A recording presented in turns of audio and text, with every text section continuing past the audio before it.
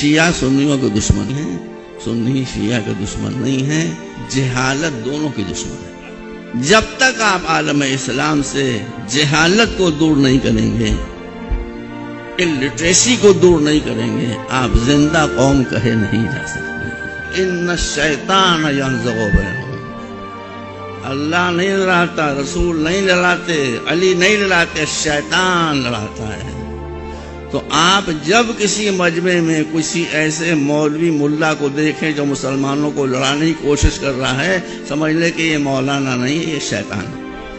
ہمارے یہاں شیعہ فرقے میں تقلید ہوتی ہے زندہ مجتہد کی۔ میں ابھی شعبان کے مہینے میں کربلا محلہ گیا تھا، 3 گھنٹے کے لیے میں گیا تھا نجف اشرف، جہاں ان کا قیام ہے آیت اللہ سیستانی کا۔ میں نے ان سے کہلوایا کہ میں آیا ہوں، آپ کا دیدار کرنا چاہتا ہوں۔ وہاں ملنے والوں کا ہجوم ہوتا ہے، لیکن انہوں نے سب کو ہٹا کر فوراً مجھے بلا لیا اور مجھ سے پرائیویسی میں بات کی انہوں نے، اور مجھ سے کہا میں تمہارا مشن قرار دیتا ہوں، تمہارا مشن یہ ہے کہ شیعوں اور سنیوں کو آپس میں ملانے کے لیے کوئی کوشش چھوڑو نہیں۔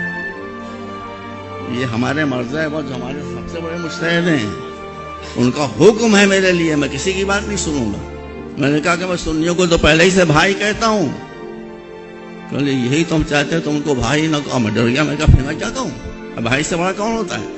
کہا کہ میں تم کو حکم دیتا ہوں کہ تم سنیوں کو بھائی نہ کہو، ان کو اپنی جان کہو، اپنی روح کہو، اور زبان سے نہ کہو بلکہ ان کی مشکلوں کو اپنی مشکلوں پر ترجیح دو، ان کے مسائل کو اپنے مسائل کے اوپر ترجیح دو۔ میری والدہ عراق سے ہے، انتقال ہو گیا ان کا ضعیفی میں۔ میں عراق گاؤں گاؤں کوچا کوچا میرا دیکھا ہوا ہے۔ عراق میں شیعہ سنی نام کا کوئی مسئلہ ہی نہیں تھا۔ جس دن سے حضرت امریکہ تشریف لائے، شیطان آیا، لڑائی شروع ہو گئی۔ میں تو سنی حضرات سے بہت قریب ہوں، میں خوب جانتا ہوں سنی کیسے ہیں۔ بہت سے سنی ایسے ہیں جو شیعوں سے زیادہ حسین سے محبت ہیں۔ اگر قرآن نے کہا ہو کہ مسلمان لڑ لڑ کر اپنا مسئلہ حل کریں گے، میری بات قطعاً نہ سنیے، میں سکے دنیا ہوں، قرآن کی بات سنیے۔ قرآن نے اگر کہیں نہیں کہا ہے، ہر جگہ یہ کہا ہے کہ ملو، مل کر رہو، مل کر رہو، آپس کے جھگڑے اس کو بات چیت سے طے کر لو۔